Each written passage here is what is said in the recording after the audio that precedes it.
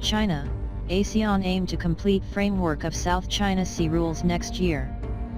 China and a grouping of Southeast Asian nations aim to finish by the middle of next year a framework for a code of conduct to ease tension in the disputed South China Sea, state media said on Wednesday. Since 2010, China and the 10 members of the Association of Southeast Asian Nations, ASEAN, have been discussing a set of rules aimed at avoiding conflict among rival claimants in the busy waterway. Last month, an arbitration court in The Hague ruled that China had no historic title over the South China Sea and had breached the Philippines' sovereign rights there. The decision infuriated Beijing, which dismissed the court's authority. But Beijing has been keen to get diplomacy back on track since. Meeting in northeastern China, the two sides agreed to get the framework for the Code of Conduct done by mid-2017, and also approved guidelines for a China-ASEAN hotline for use during maritime emergencies, the official China Daily said. They also agreed that a pact on unplanned maritime encounters, signed in 2014 by countries in the region, applied to the South China Sea, the newspaper added.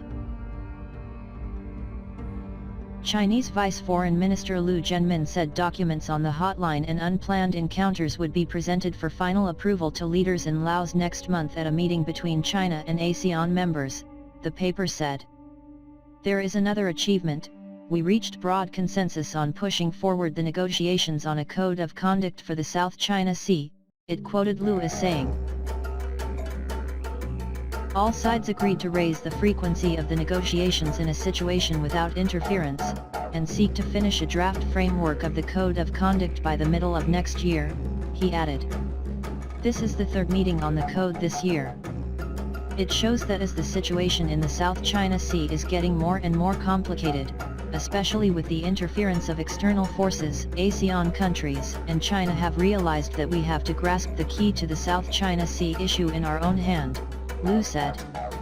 China has blamed the United States and its allies in the region, such as Japan and Australia, for stoking tension in the South China Sea. China claims almost the entire South China Sea, through which more than $5 trillion of trade moves annually.